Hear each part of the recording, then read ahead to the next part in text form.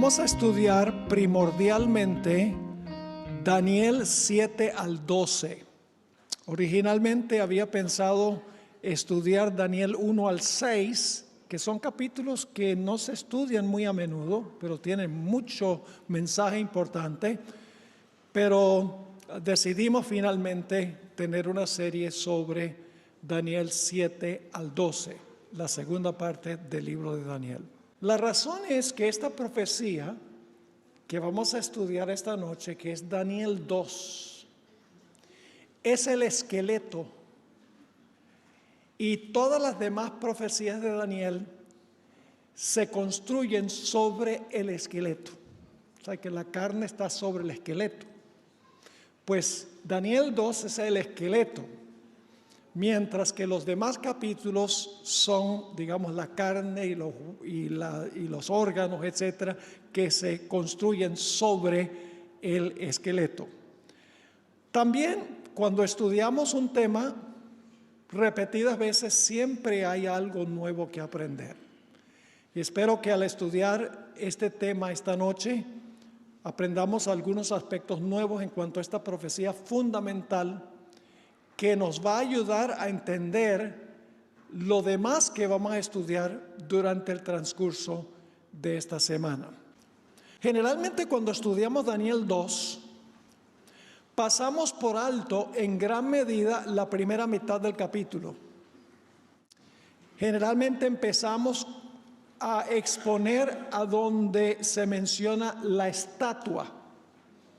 Pero hay toda una trama que ocurre antes que aparezca en el capítulo 2 la historia de la imagen. Así que vamos a estudiar el resto de la historia. Vamos a Daniel 2 y el versículo 29. Daniel 2, 29. Cuando el rey Nabucodonosor se acostó, estaba pensando en el futuro de su reino. Eso lo dice el versículo 29. Aquí está hablando Daniel. Estando tú, oh rey, en tu cama, te vinieron pensamientos por saber lo que había de ser en lo porvenir. Y el que revela los misterios te mostró lo que ha de ser. Así que cuando el rey se acostó, estaba pensando en su cabeza en cuanto al futuro del reino. Y Dios leyó sus pensamientos. Esta es una evidencia de que Dios es capaz de leer los pensamientos. ¿Y cómo lo sabemos? Porque en Daniel 2 y el versículo 1, al comienzo del capítulo, dice: en el segundo año del reinado de Nabucodonosor, tuvo Nabucodonosor sueños y se perturbó su espíritu y se le fue el sueño. Es decir, Dios le dice a Nabucodonosor: tú estás pensando en el futuro de tu reino, pues yo ahora te voy a dar un sueño para responder a lo que tú quieres saber. Y así que Dios le da al rey Nabucodonosor un sueño para que él sepa lo que va a ocurrir en el futuro. Pero luego algo interesante sucede, y es que el que le reveló el sueño ahora le oculta el sueño cuando se despierta. Y cuando se despertó, lo podemos leer en Daniel 2 y el versículo 3. El rey dice: he tenido un sueño y mi espíritu se ha turbado por saber el sueño. Es decir, Dios le da el sueño y ahora Dios le oculta el sueño. ¿Por qué Dios hace eso? ¿Por qué le da a Dios un sueño? Porque sabe lo que está pensando para luego entonces ocultarle el sueño. Hubo una razón muy importante. Y es porque Dios sabía que el rey inmediatamente iba a llamar a los charlatanes para decirle el sueño. Y eso es exactamente lo que ocurrió. En Daniel 2 y el versículo 2 dice: hizo llamar el rey a magos, astrólogos, encantadores y caldeos, para que le explicasen sus sueños. Vinieron pues y se presentaron delante del rey.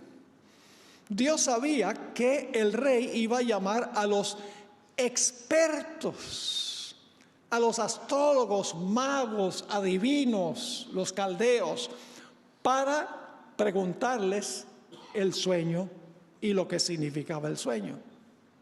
Dios quería desenmascarar a estos charlatanes. Dios quería demostrar que no es así como uno puede conocer el futuro. Y eso es exactamente lo que hizo Dios.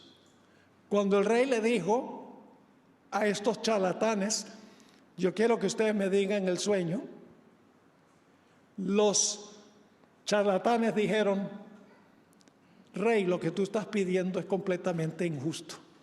Noten el versículo 10.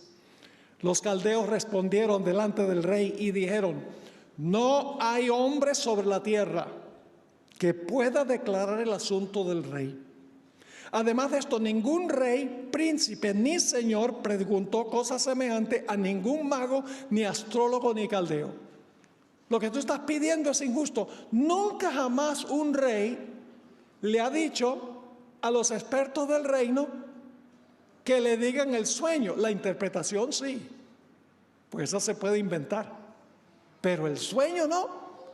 Lo que estás pidiendo, rey, es completamente injusto.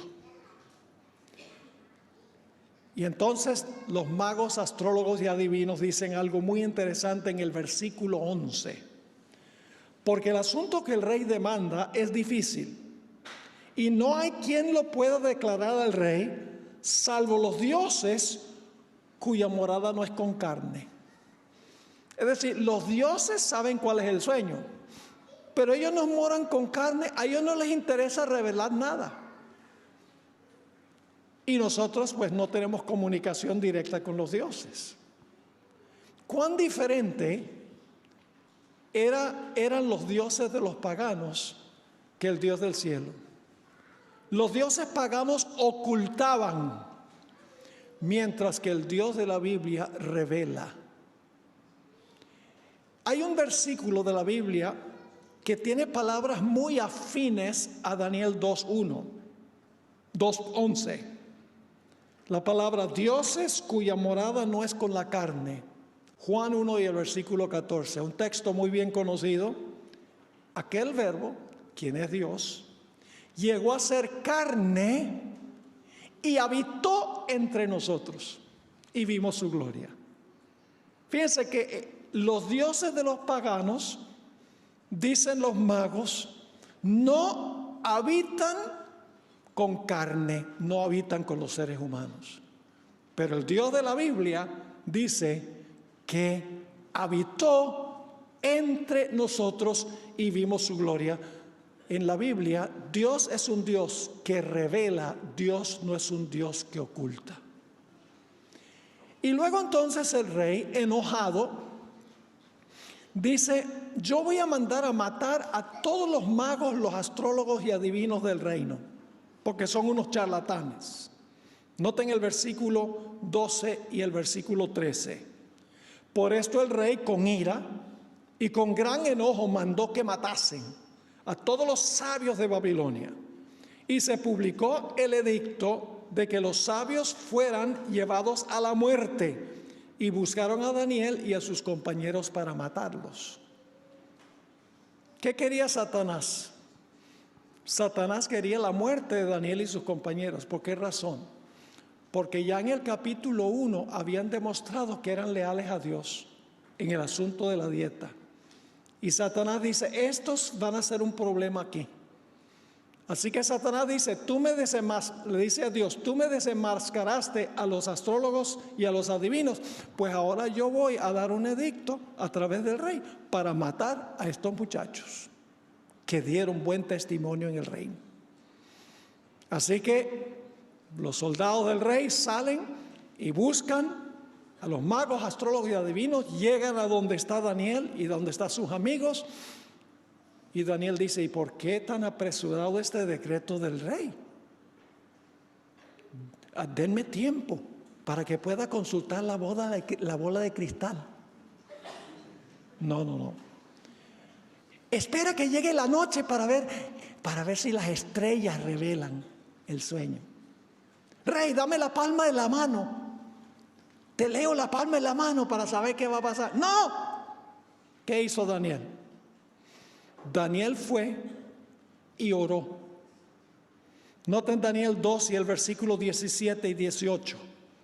Luego se fue Daniel a su casa e hizo saber lo que había a Ananías, Misael y Azarías sus compañeros, para que pidiesen misericordia del Dios del cielo sobre este misterio, a fin de que Daniel y sus compañeros no perecieran con los otros sabios de Babilonia.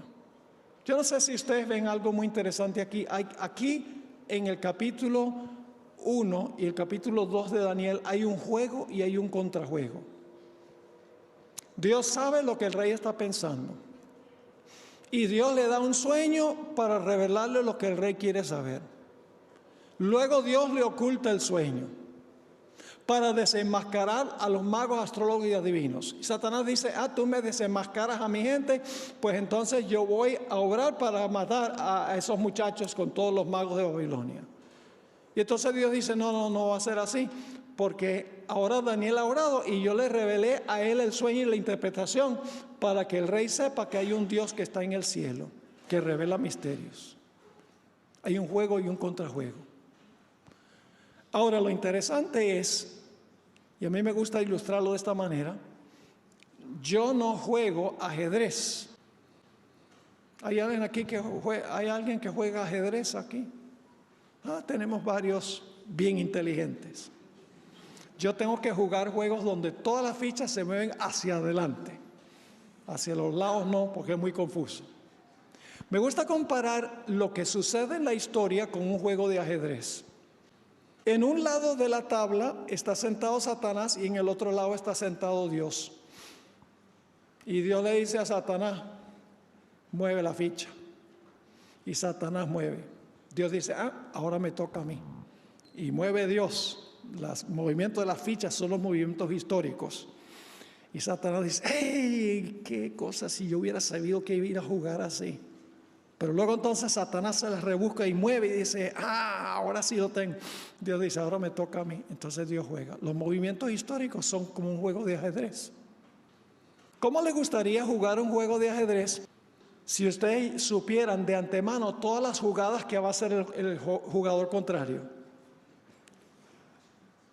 ¿Habría alguna oportunidad de que uno perdiera si sabía todas las jugadas que va a hacer el otro? Imposible.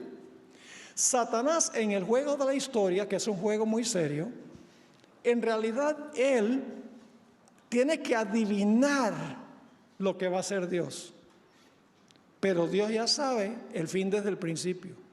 Dios sabe desde un comienzo todas las jugadas que va a hacer Satanás y por lo tanto Dios puede moldear y guiar la historia al fin que Él ha establecido. Y fíjense qué interesante que en vez de los tres jóvenes y Daniel morir, llegaron a ser gobernantes en el reino más poderoso de la historia.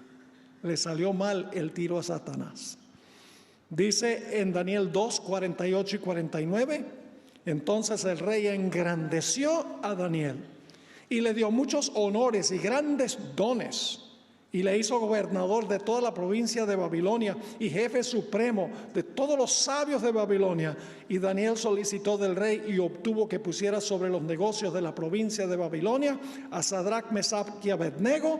Y Daniel estaba en la corte del rey. Satanás quería matarlos, pero Dios, a través de toda la trama, los puso en posiciones de influencia en Babilonia. Y Daniel iba a ministrar allí por más de 70 años. ¿Quién salió ganando? ¿Quién es el que controla la historia? ¿Quién dirige la historia? ¿Quién es el que maneja todo? Daniel 2 indica que Dios es el que tiene control de todos los eventos de la historia. Ahora sí queremos llegar al sueño que tuvo el rey Nabucodonosor. Llega Daniel a donde está el rey, después de orar, y le dice, rey, ahora te puedo decir el sueño y la interpretación del sueño. Daniel 2 y el versículo 31. Dice Daniel al rey: tú, oh rey, veías, y he aquí una gran imagen, una estatua.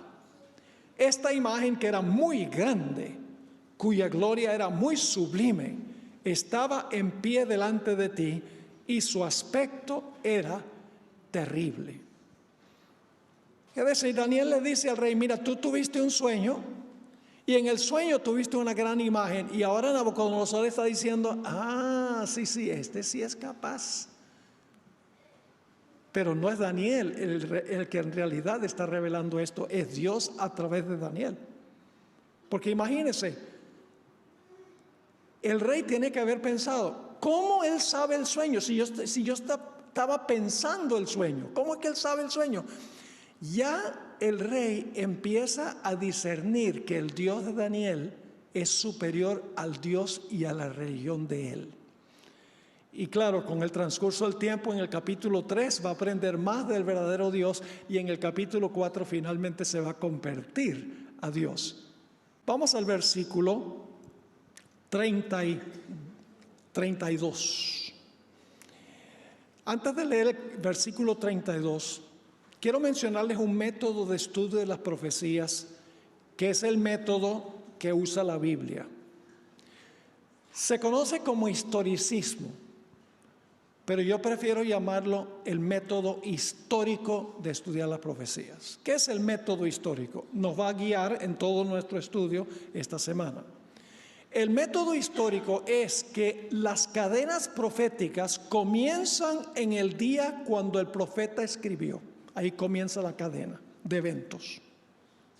Luego viene una secuencia de eventos, un evento tras otro, culminando con el establecimiento del reino eterno de Cristo. Es decir, con el método histórico uno sabe a dónde comienza la cadena de eventos proféticos y a dónde termina la cadena de eventos proféticos, y todos los eventos que se encuentran entre el comienzo y el fin. Uno puede históricamente seguir la trayectoria de los eventos. Ese es el método histórico. Daniel 2 es el ejemplo clásico, aunque en Daniel 2 no están todos los detalles. Como mencioné al comienzo, en capítulos sucesivos se va a añadir información para poner sobre el esqueleto de Daniel el capítulo 2.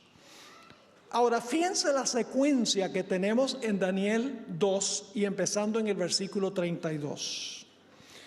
Dice Daniel al rey: la cabeza de esta imagen era de oro fino. Así que la visión comienza con la cabeza. La cabeza era de oro fino.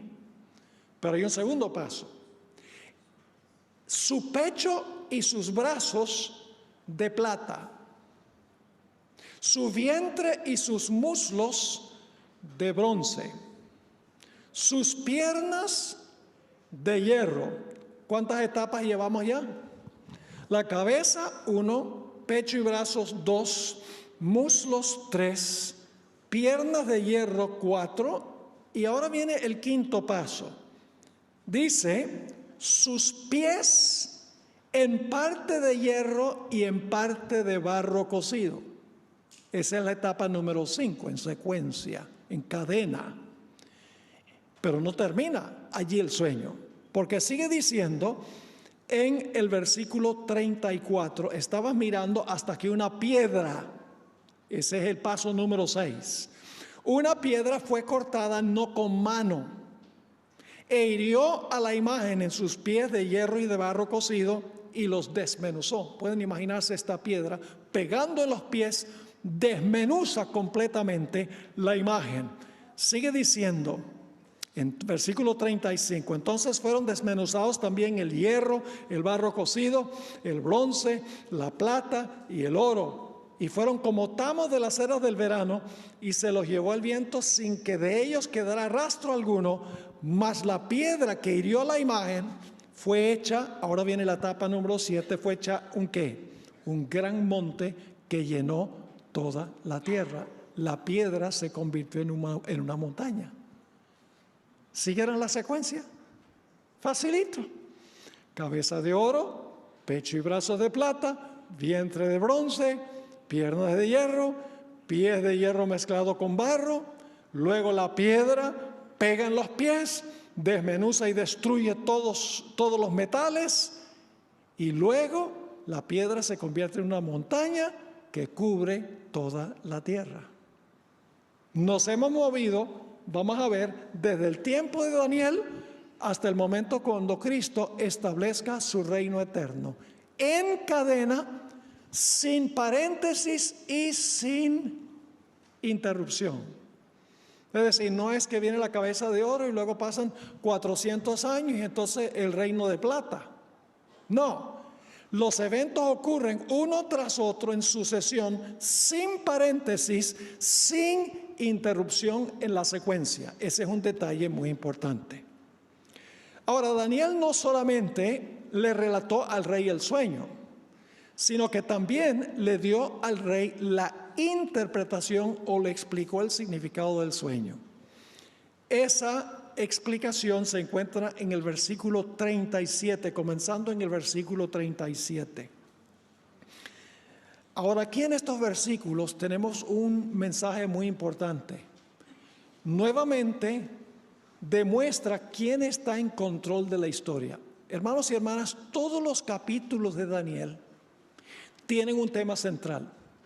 Y ese tema central es que Dios está en control. No Satanás, Dios está en control. En el capítulo 1, Dios está en control.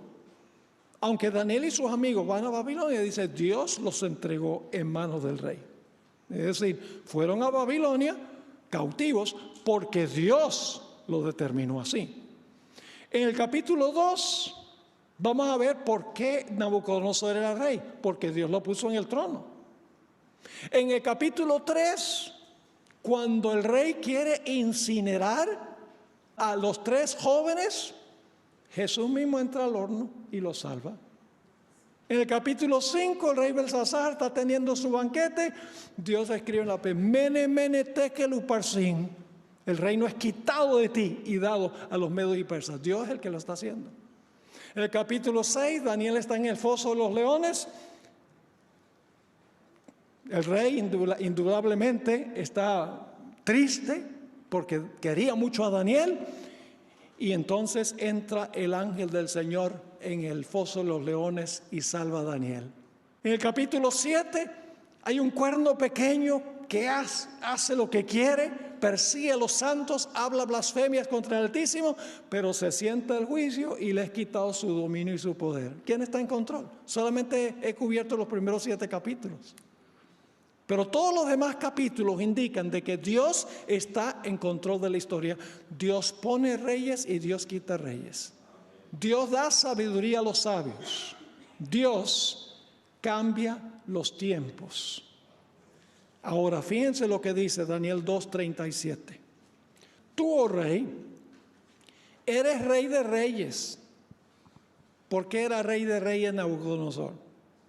Porque el Dios del cielo te ha dado reino, poder, fuerza y majestad. Y donde quiera que habitan hijos de hombres, bestias del campo y aves del cielo, Él los ha entregado en tu mano y Él te ha dado dominio sobre todo. Tú eres aquella cabeza de oro. ¿Por qué estaba Nabucodonosor en el trono? Porque Dios le entregó el trono. Dios también puede quitar el trono. Le quitó el trono a Nabucodonosor en el capítulo 4, que es la clase de escuela sabática que viene, creo que el próximo sábado. Sí, lo bajó del trono. Y fíjense qué interesante. 7 años Nabucodonosor le fue quitado el trono. Yo estoy seguro que había rivales que estaban con ganas de quitarle el trono, pero por 7 años Dios le preservó el trono y al final de los 7 años lo volvió a poner en el trono. Dios está en control. Así que, ¿qué representa la cabeza de oro? Representa, dice, tú eres la cabeza de oro, pero obviamente Nabucodonosor gobernaba sobre un reino, el reino de Babilonia. Y sabemos que es un reino porque el siguiente versículo dice, después de ti se levantará otro reino. Así que Nabucodonosor tiene que haber gobernado sobre un reino, porque el siguiente reino dice, otro reino se levanta. Así que, ¿dónde comienza la cadena profética? La cadena profética comienza con Babilonia en los días en que vivía Daniel. Tenemos el punto de comienzo de la cadena profética. Pero luego sigue el versículo 38. Y después de ti se levantará otro reino inferior al tuyo. ¿Se han dado cuenta de la secuencia de los metales? El metal más precioso está en la cabeza, pero a medida que uno se mueve en el curso de la historia, los materiales se van degenerando, perdiendo valor. Y así es la historia. En el curso de la historia, las naciones van perdiendo su valor moral. Así que dice, después de ti se levantará otro reino inferior al tuyo. ¿Cuál reino fue ese que se levantó después de Babilonia? Ni siquiera hay que ir a los libros de historia. No hay que ir a los libros de historia. Porque en Daniel 5 habla de la escritura en la pared a donde dice, el reino es quitado de ti y dado a los medos y persas. Así que sabemos que el siguiente reino es el reino de los medos y persas. El mismo libro de Daniel lo dice. Así que el segundo reino es el reino de los medo-persas. Y luego dice, un tercer reino de bronce, el cual dominará sobre la tierra. ¿Cuál fue el tercer reino que vino después de Medo-Persia? Fue el reino griego. Ni siquiera hay que ir a la historia para saber eso. Vamos a ver en Daniel 8, que en Daniel 8 se menciona a Grecia por nombre como el siguiente reino. Es decir, el mismo libro de Daniel nos dice que la cabeza de oro representa a Babilonia, el pecho y los brazos de plata representan a Medo-Persia, el vientre representa a Grecia. No hay que ir ni siquiera a los libros de historia. El libro de Daniel identifica los primeros tres reinos. Y claro, identifica también el cuarto reino, porque sabemos después del reino griego, ¿cuál fue el reino? Roma. ¿Ven la importancia de lo que se llama el método histórico? Ahora, noten lo que dice el versículo 40. Versículo 40. Y el cuarto reino será fuerte como hierro. Muy interesante. A Roma se le llamaba la monarquía de hierro. Y sus armas, las armas de sus legiones eran armas de hierro. Y Roma pisoteaba y acababa con todo lo que encontraba, las legiones. Y por eso dice, el cuarto reino será fuerte como hierro. Y como el hierro desmenuza y rompe todas las cosas, desmenuzará y quebrantará todo. El cuarto imperio es el imperio romano, el imperio que gobernaba cuando el Señor Jesucristo estuvo aquí en la tierra. Ustedes saben que era Roma, después de Grecia. Así que nos hemos movido desde Babilonia a Medo-Persia, a Grecia, al imperio romano. Pero la cadena profética no termina allí. Necesitamos leer ahora el versículo 41, el versículo 41. Dice allí, en el versículo 41, y lo que viste de los pies y los dedos. ¿Cuántos dedos tienen dos pies normales? Y eso lo digo porque una vez yo pregunté y alguien dice, bueno, depende. Por eso de ahora en adelante siempre digo, ¿cuántos dedos tienen dos pies normales? Tienen 10. Así que dice, y lo que viste de los pies y los dedos, en parte de barro cocido de alfarero y en parte de hierro, será un reino dividido, un reino que se compone de dos partes. Mas habrá en él algo de la fuerza del hierro, así como viste hierro mezclado con barro cocido. Es decir, ahora llegamos a los pies y en los pies hay una mezcla de hierro y barro. Ahora vamos a examinar eso porque hay algo que yo creo que ni siquiera como adventistas nosotros hemos visto plenamente. Generalmente decimos que esto significa las naciones de Europa, las naciones que fueron formadas por las invasiones de las tribus bárbaras, que no se iban a unir, etc. Ahora, no estoy en contra de esa interpretación, pero hay algo más. Hay algo que sucedió entre esas naciones que se formaron como resultado de la invasión de las tribus bárbaras. Hay algo más profundo y lo vamos a ver en unos momentos. Pero vamos a examinar esto un poco más.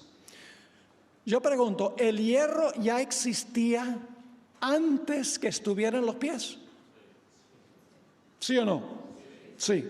Entonces yo pregunto, ¿el hierro en los pies viene después que el hierro en las piernas? Sí, porque llevamos una secuencia, ¿verdad? Cabeza, pecho y brazos, vientre, piernas y pies. Los pies, lo que representan los pies, viene después de las piernas. Yo pregunto entonces, en cierto sentido, ¿Roma continúa en los pies? ¿Sí o no? Roma continúa en los pies, porque el hierro de las piernas está también ¿dónde? Está también en los pies.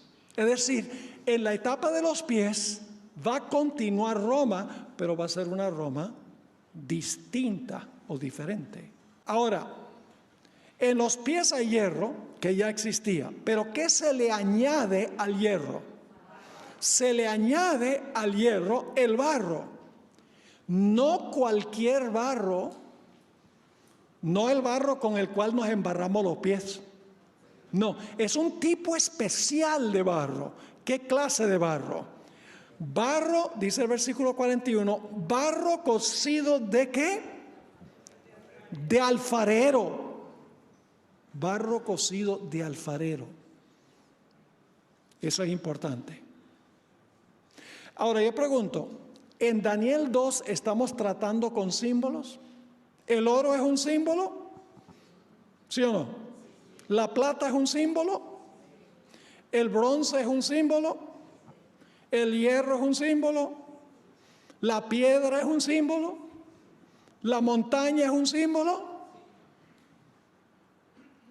¿El barro de alfarero también debe ser un símbolo? Sí, Señor, porque todo lo que está en el capítulo es simbólico. Así que el barro de alfarero debe simbolizar algo, debe representar algo. Sabemos que el hierro en los pies representa el poder político de Roma, es decir, Roma política va a continuar, pero en un estado dividido. Pero ¿qué significa el barro que se le añade al hierro? Bueno, tenemos que dejar que la Biblia se explique a sí misma. Tenemos que ir a otros textos a donde se menciona barro de alfarero. Vamos a Jeremías 18 y el versículo 1 al 6. Jeremías 18 y el versículo 1 al 6. Jeremías vivió poco antes que Daniel y sus compañeros fueran llevados a Babilonia. Y vamos a ver qué representa el barro de alfarero. Dice en el versículo 1, palabra de Jehová que vino a Jeremías diciendo: levántate y vete a la casa del alfarero. Palabra clave. Y allí te haré oír mis palabras. Y descendí a la casa del alfarero. Y he aquí que él trabajaba sobre la rueda. Y la vasija de barro, ahí hay otra palabra clave, es barro de alfarero. Y la vasija de barro que él hacía se echó a perder en su mano y volvió y la hizo ¿qué? Otra vasija, según le pareció mejor hacerla. Ahora paremos un momentico allí. ¿Qué está diciendo Jeremías? ¿Qué está diciéndole Dios a Jeremías?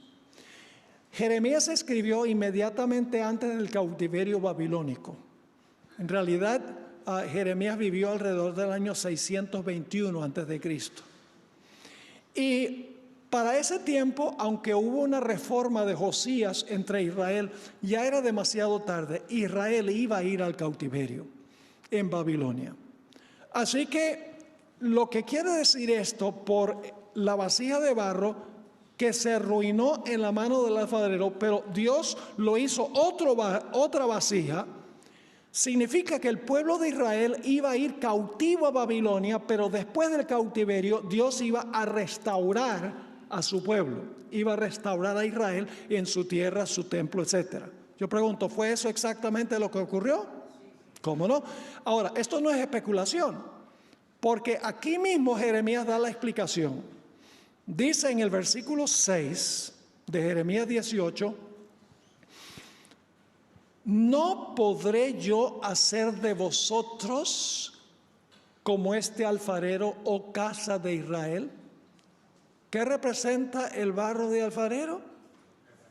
La casa de Israel, la iglesia de Dios del Antiguo Testamento, el pueblo de Dios en el Antiguo Testamento. Así que dice, no podré yo hacer de vosotros como este alfarero, oh casa de Israel, dice Jehová.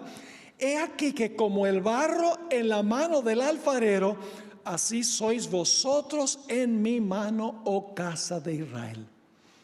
¿Qué representa entonces el barro de alfarero? Representa al pueblo de Dios, representa a la iglesia. En el Antiguo Testamento era Israel, en el Nuevo Testamento es la iglesia cristiana, que continúa el legado del Israel antiguo. Es decir, aquí captamos que el barro de alfarero representa a la iglesia o representa al pueblo de Dios. Miremos otra forma de captar esto.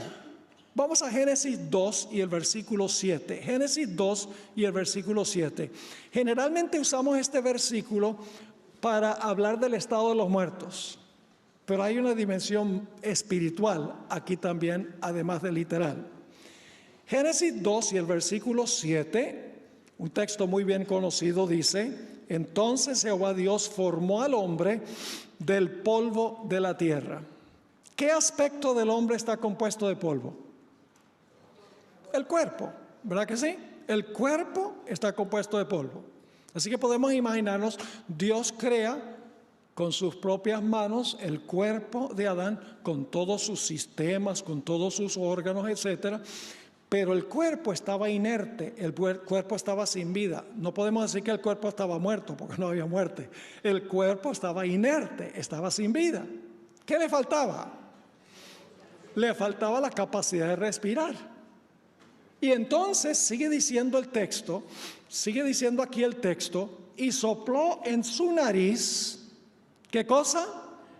Aliento de vida, y fue el hombre un ser viviente. Ahora, cuando el espíritu se une al cuerpo de polvo, ¿qué sucede? Todos los sistemas empiezan a funcionar y todos los órganos empiezan a cumplir su función.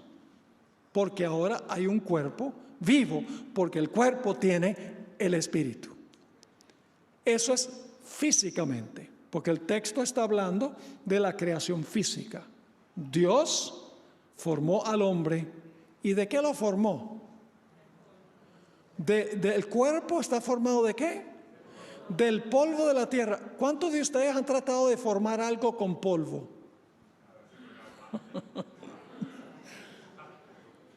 En realidad no fue polvo, fue polvo mojado o barro de alfarero que Dios usó.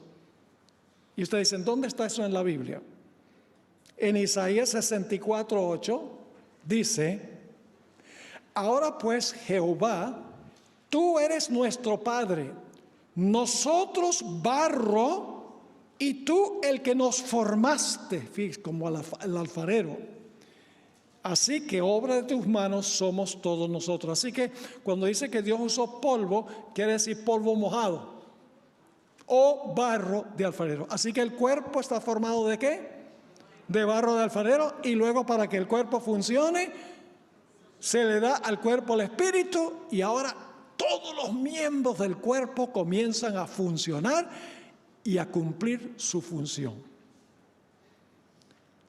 Ahora apliquemos esto espiritualmente. Yo pregunto, ¿espiritualmente Jesús tiene un cuerpo? ¿Cuál es el cuerpo de Cristo espiritualmente?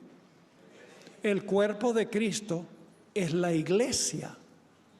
Noten lo que dice Colosenses 1 y el versículo 18. Colosenses 1 y el versículo 18.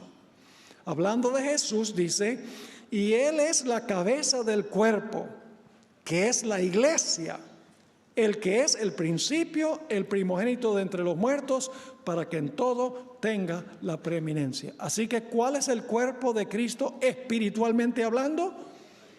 es la iglesia. ¿Qué necesita la iglesia para que todos sus miembros puedan funcionar? Necesita el Espíritu. Ya no estamos hablando de la respiración literal, estamos haciendo la aplicación espiritual. Lo que el cuerpo de Cristo necesita para poder funcionar todos sus miembros en armonía es ¿qué cosa? El Espíritu. ¿Qué ocurrió en el día del Pentecostés? En el día del Pentecostés fueron todos ¿qué? Llenos del Espíritu Santo. Y entonces yo pregunto, ¿comenzaron todos los miembros a cumplir su función? ¿Sí? O sea, esto no lo inventé yo. Esto está en el Nuevo Testamento. El apóstol Pablo en realidad habla de esto. Nota en 1 Corintios 12, 12 y 13. 1 Corintios 12 y el versículo 12 y 13. Aquí el apóstol Pablo dice, porque así como el cuerpo es uno y tiene muchos miembros, pero todos los miembros del cuerpo, siendo muchos, son un solo cuerpo, así también Cristo. Porque por un solo espíritu fuimos todos bautizados en un cuerpo, sean judíos o griegos, sean esclavos o libres, y a todos se nos dio a beber de un mismo espíritu. Espiritualmente hablando, la iglesia está compuesta de polvo, espiritualmente hablando, de barro de alfarero. Cristo formó su iglesia como creó el cuerpo de Adán. En el día del Pentecostés le dio a ese cuerpo el aliento de vida o el Espíritu Santo, y ahora la iglesia comenzó a funcionar unida, todos los miembros cumpliendo su distintiva función. Entonces pregunto, ¿qué representa el barro de alfarero? Representa la iglesia. Hay un texto más que quiero que notemos. ¿Recuerdan ese pasaje en Ezequiel 37 del valle de los huesos secos? Todos esos cuerpos tirados en el valle y todos muertos. ¿Y luego qué sucede? Todas las partes del cuerpo se unen y entonces se paran y los cuerpos comienzan a funcionar. ¿Qué representa eso? No tenemos que adivinar, porque en Ezequiel 37 y el versículo 10 y 11 nos dice que representa el valle de todos esos cuerpos muertos a quienes le entra el Espíritu. Ahí nos explica qué es. Dice allí en Ezequiel 37, 10 y 11, y profeticé como me había mandado, y entró espíritu en ellos, en los cuerpos, y vivieron, y estuvieron sobre sus pies, un ejército grande en extremo. Y ahora viene la explicación de lo que significa. Me dijo luego, hijo de hombre, estos huesos son la casa de Israel.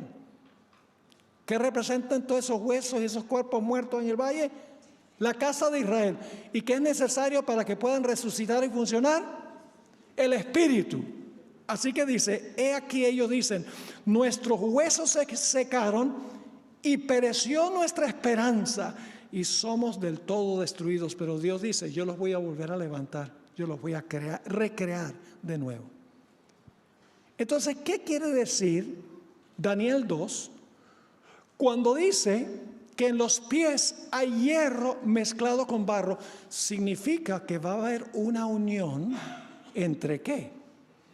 Una unión entre el poder civil de Roma y la iglesia.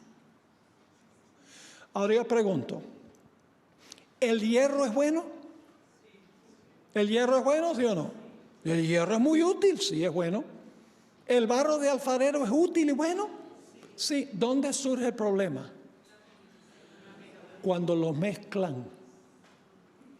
Yo pregunto, ¿el poder civil es bueno como poder civil? Sí. ¿La iglesia es buena como iglesia? Sí. ¿Dónde surge el problema?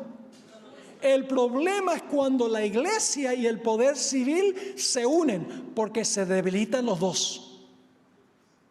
Es decir, la mezcla de hierro, barro en los pies está diciendo que en esta etapa iba a haber una unión ¿de qué? Una unión de la iglesia con el Estado. Una nueva Roma amalgamada. que unía la iglesia con el poder civil. Ahora, quiero que notemos otro ejemplo que da la Biblia de esto. En Apocalipsis 17 se menciona una ramera que está sentada sobre muchedumbres, naciones, lenguas y pueblos. Controla todos los eventos históricos. Dios le permite hasta cierto punto. Esta mujer es ramera. Ahora yo pregunto, ¿qué representa en la profecía una mujer? Simbólicamente. La iglesia. Una mujer pura, como la de Apocalipsis 12, representa una iglesia pura. Pero una mujer ramera representa una iglesia que se ha prostituido. ¿Y cómo es que la iglesia se ha prostituido? ¿Quién debe ser el único esposo de la iglesia? Cristo. Pero ¿qué sucede cuando la iglesia se une con los poderes civiles en vez de unirse con Cristo? Eso es adulterio. Vamos a leer Apocalipsis 17, 1 y 2. Ya no se habla de unir hierro y barro. Se usa otro simbolismo. Ahora es la ramera, que es la iglesia, uniéndose con los reyes de la tierra, que sería representado por el hierro. Dice en Apocalipsis 17, 1 y 2, vino entonces uno de los 7 ángeles que tenía las 7 copas y habló conmigo diciéndome, ven acá y te mostraré la sentencia contra la gran ramera, la que está sentada sobre muchas aguas. Ahora, ¿cómo se convirtió en ramera? Debía estar solo casada con Cristo, ¿verdad? No, la iglesia no debe estar metida en política, no debe estar metida en esas cosas. Estamos para predicar el evangelio. Ahora, ¿cómo se convirtió en ramera? El versículo 2 dice, con la cual han fornicado los reyes de la tierra. ¿Cómo se tornó esta iglesia fornicaria? Porque tuvo relaciones ¿con qué? Con los poderes civiles de la tierra. Es decir, en la etapa de los pies iba a haber una unión de la iglesia con el poder civil. Ahora, cuando lleguemos a Daniel 7, vamos a ampliar muchísimo esto, muchísimo más, porque cada capítulo de Daniel le agrega detalles a este capítulo fundamental, que es el capítulo 2. Ahora, quiero leerles una cita del Espíritu de Profecía. Lo que yo he presentado no es idea mía. La Biblia presenta esto, como vimos en Jeremías 18, el asunto de la creación, el del cuerpo con el espíritu, Ezequiel 37, es decir, tiene base bíblica, pero el Espíritu de Profecía lo confirma. Dice en el comentario bíblico adventista, tomo 7A, página 178, el tomo 7A tiene la compilación de todas las citas de la hermana White en todos los 9 tomos del comentario bíblico. Ella dice lo siguiente: hemos llegado a un tiempo cuando la obra sagrada de Dios está representada por los pies de la imagen, en los cuales el hierro estaba mezclado con el barro cenagoso. Dice ella, hemos llegado a ese tiempo, a los pies de hierro con barro. Y luego escribió lo siguiente: la mezcla de los asuntos de la iglesia con las del Estado se representa con el hierro y el barro. ¿Qué es lo que representa el hierro y el barro? La mezcla de los asuntos de la iglesia con las del Estado. Sigue escribiendo, esa unión está debilitando todo el poder de las iglesias. Porque cuando la iglesia fornica con el poder civil le exige a la iglesia ciertas cosas. Ustedes lo saben. Cuando la iglesia pide ayuda del poder civil, el poder civil dice, me debes. ¿Es así o no es así? Claro que sí. Sigue escribiendo, la mezcla de los asuntos de la iglesia con la del Estado se representa con el hierro y el barro. Esa unión está debilitando todo el poder de las iglesias. Esta aceptación en la iglesia del poder del Estado traerá malos resultados. Los hombres casi han traspasado el límite de la tolerancia de Dios. Han utilizado su fuerza política y se han unido con el papado. ¿Qué es lo que han hecho los poderes civiles? Dice, han utilizado su fuerza política y se han unido con el papado. Pero llegará el tiempo cuando Dios castigará a los que han invalidado su ley y sus malas obras recaerán sobre ellos mismos. En la etapa de los pies entonces iba a continuar el poder civil romano, pero se le iba a añadir otro elemento, el poder religioso unido con el poder civil. Y en el capítulo 7 se va a ampliar este punto mucho más, donde habla de un cuerno pequeño. Pero, gracias a Dios, que el sueño no termina allí. Dios tendrá la última palabra. Nota lo que dice Daniel, el capítulo 2, y el versículo 34 y el versículo 35. Estaba mirando hasta que una piedra fue cortada, no con mano. Ese detalle es importante, no con mano. ¿Qué significa esa expresión? Mirando hasta una piedra fue cortada, no con mano. Y la Biblia dice que fue cortada de un monte. Fue cortada de un monte sin mano. Ya vamos a ver qué significa eso. E hirió a la imagen en sus pies de hierro y barro cocido y los desmenuzó. Entonces fueron desmenuzados también el hierro, el barro cocido, el bronce, la plata y el oro, y fueron como tamo de las eras del verano, y se los llevó el viento sin que de ellos quedara rastro alguno. Mas la piedra que hirió a la imagen fue hecho un gran monte y llenó toda la tierra. ¿Qué representa ese monte que llena toda la tierra? Pues en la explicación, en el versículo 44, está la explicación de lo que significa el monte. Dice, en el versículo 44, en los días de estos reyes, es decir, de los pies, de los 10 dedos, hierro mezclado con barro, en los días de estos reyes, el Dios del cielo levantará un reino que no será jamás destruido, ni será el reino dejado a otro pueblo, desmenuzará y consumirá a todos estos reinos, pero Él permanecerá para siempre. ¿Qué representa la piedra cortada no con mano? ¿Y cuál es el monte de donde es cortada la piedra?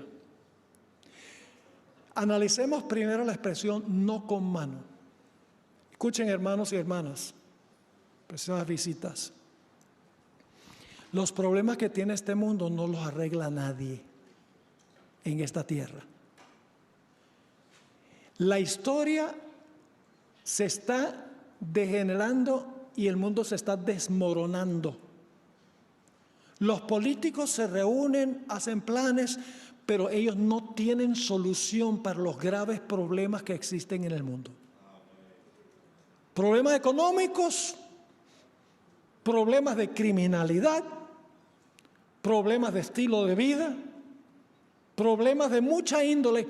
Están buscando soluciones, pero no las pueden solucionar. Demasiado complejo. Todo se está degenerando. Entonces surge la pregunta, ¿los seres humanos son los que van a traer un reino de paz y de gozo donde todo va a funcionar perfectamente? Eso es lo que enseña el Papa Francisco. Él dice, el genio humano, la inteligencia humana podrá resolver todos los problemas del cambio climático, el problema de la pobreza, el problema de los problemas económicos de las naciones. El genio, la inteligencia humana bien aplicada con tratados internacionales, eso va a resolver todos los problemas del mundo. Y entonces se va a establecer el reino de Cristo aquí. La Biblia no enseña eso. La Biblia enseña que el reino va a ser establecido no desde adentro del mundo, sino por una intervención desde afuera. ¿Qué significa no con manos? Vamos a Hebreos 9:11. Buscamos en otras partes de la Biblia que usan una expresión similar. La Biblia se explica a sí misma. Es un principio de interpretación adventista. Y es que cuando conseguimos una parte de la Biblia a donde no se explica el símbolo, vamos a otras partes de la Biblia donde sí se explica el símbolo. la Biblia es su propio intérprete. Yo pregunto, ¿quién fue el que inspiró toda la Biblia de comienzo a fin? El Espíritu Santo. Yo pregunto entonces, ¿el Espíritu Santo colocó todo lo necesario en la Biblia para interpretar todo texto de la Biblia? Sí. El Espíritu Santo sabía qué había que colocar en la Biblia para entender cada parte de la Biblia. La Biblia es su propio intérprete, comparando un texto con otro texto. Así que Hebreos 9:11 nos va a ayudar a entender qué significa no con mano. Dice allí, hablando del santuario, yo pregunto, ¿quién construyó el santuario en el desierto? Moisés. ¿Quién construyó el santuario celestial? ¿Fue alguna mano humana que construyó el santuario celestial? No. Noten Hebreos 9:11. Pero estando ya presente Cristo, sumo sacerdote de los bienes venideros, por el más amplio y más perfecto tabernáculo. ¿Cuál es el más amplio y más perfecto tabernáculo? ¿El que está dónde? En el cielo. ¿Y qué clase de tabernáculo es ese? Dice, no hecho de manos, es decir, no de esta creación. No hecho de manos significa que no es algo hecho por el hombre, sino por Dios mismo. Yo pregunto, ¿quién le dio el cuerpo glorificado a Jesús cuando resucitó de los muertos? Su Padre le dio su cuerpo glorificado. Noten Marcos 14 y el versículo 58. Marcos 14 y el versículo 58. Dice, estos son los enemigos de Jesús, cuando lo están acusando. Nosotros le hemos oído decir, yo derribaré este templo hecho a mano. Yo pregunto, ¿el Señor Jesucristo nació de una madre, nació con carne humana, sí o no? Sí, vino por proceso de procreación, fue implantado, sí, en el vientre de María, pero nació con un cuerpo mortal, ¿sí o no? ¿Su cuerpo era mortal? ¿Su cuerpo era débil? Sí, su cuerpo era débil. ¿Se cansaba Jesús? Se cansó tanto una vez que estaba durmiendo una tormenta como la que hubo aquí en Barcelona. Y Jesús tranquilo, durmiendo. Imagínense cómo estaría de agotado Jesús. Tremendo. Es decir, el cuerpo con el que nació Jesús era un cuerpo mortal porque murió. Era un cuerpo débil. No tenía la fuerza de la raza original. Pero ¿con qué clase de cuerpo resucitó Jesús? ¿Con un cuerpo que heredó de María? No, porque sigue diciendo, nosotros le hemos oído decir, yo derribaré este templo hecho a mano, que está hablando de su cuerpo que recibió a través de María, y en 3 días edificaré otro hecho sin mano. ¿Qué significa hecho sin mano? Significa por un milagro de ¿quién? Por un milagro de Dios. Cuerpo incorruptible e inmortal. Así que, ¿qué significa eso en Daniel 2:45 cuando dice un monte donde hay una piedra cortada no con mano?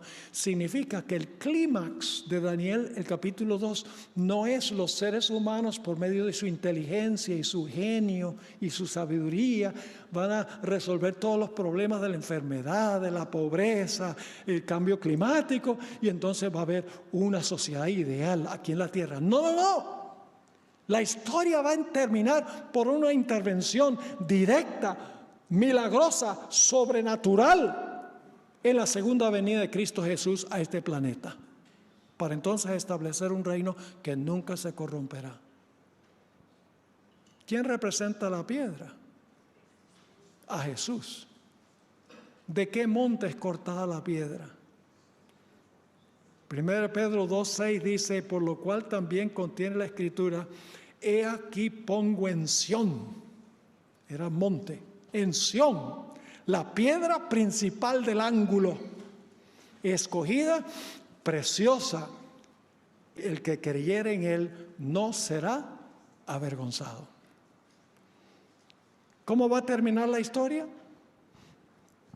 Va a terminar la historia de una forma sobrenatural, milagrosa, con una intervención de Cristo Jesús en este mundo para establecer su reino eterno. Ahora, haciendo una última aplicación, ¿les quedó claro lo que estudiamos? ¿Ven el método histórico? Yo pregunto, ¿se ha cumplido todo al pie de la letra? ¿Cómo sabía Daniel en el año 605 antes de Cristo, cuando fue este evento, 605, 604? ¿Cómo sabía él que después de Babilonia iba a haber un Medo-Persia, iba a haber un Grecia, iba a haber un imperio romano, luego el imperio romano se iba a dividir y se iba a unir la iglesia con el poder civil? ¿Cómo sabía Daniel todo eso? Se las adivinó. Solo un Dios que conoce el futuro puede revelar esto. Noten lo que dice Mateo 21, 44. Mateo 21 y el versículo 44. Esta es la aplicación personal e individual de lo que hace la piedra con la imagen. Dice allí en Mateo 21, 44, hablando Jesús de sí mismo: y el que cayere sobre esta piedra será quebrantado. Es decir, cuando tú caes sobre Cristo, tu yo, tu egoísmo se quiebra, se rompe. Pero ¿qué sucede si nosotros no caemos sobre la piedra? Sigue diciendo: el que cayere sobre esta piedra será quebrantado, y sobre quien ella cayere le desmenuzará. Es decir, nosotros podemos escoger o caer sobre la piedra para que la piedra quiebre nuestro egoísmo, para que la piedra quiebre nuestra pecaminosidad. Pero si no sucede así, entonces cuando Cristo venga, la piedra caerá sobre nosotros. Como dice en Apocalipsis 6, los impíos van a clamar que las piedras caigan sobre ellos para esconderlos del rostro del Señor Jesucristo. Otra ilustración que usa la Biblia es lo que dijo Juan el Bautista. Juan el Bautista dijo que el Mesías iba a venir y él iba a purificar con fuego. Pero luego dijo: el que no es purificado con el fuego finalmente lo consumirá cuando Jesús venga. Es decir, esta historia no solo tiene que ver con grandes imperios, sino que tiene también una aplicación personal de cada individuo dentro de esos imperios, dentro de esas naciones. Dios nos llama a caer sobre la piedra, como sucedió con el rey Nabucodonosor. Nabucodonosor era un hombre orgulloso, altanero, jactancioso, mucho peor que Donald Trump.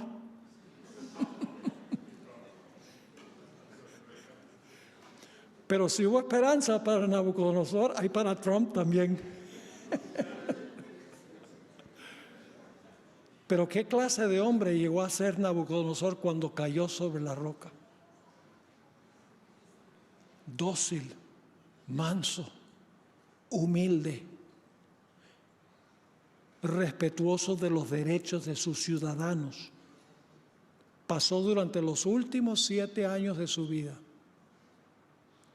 Tuvo una transformación radical. Y cuando Cristo venga, Él no va a ser uno de los que va a decir: caigan las rocas sobre mí, sino que va a decir: he aquí, este es mi Dios, le he esperado y Él me salvará. Oh, hermanos y hermanas, el mundo está en proceso de desintegración, pero Cristo viene pronto. Consagremos nuestras vidas a Él. Entreguémonos cuerpo, alma y espíritu a Él, para que cuando Él venga podamos recibirlo con brazos abiertos y llegar a ser miembros de su reino por los siglos de la eternidad. Oremos. Padre Celestial, gracias te damos por esta maravillosa profecía que nos inspira seguridad de que tú estás en control de la historia. Si todo se ha cumplido al pie de la letra, el último evento también se va a cumplir.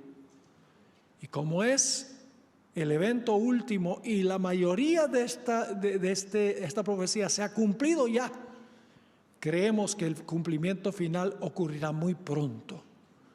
Ayúdanos, Señor, a estar listos, a echar a un lado todo estorbo, todo obstáculo que impide nuestra relación con Jesús. Nos consagramos a ti. Te lo imploramos en el precioso nombre de Cristo, nuestro Salvador. Amén.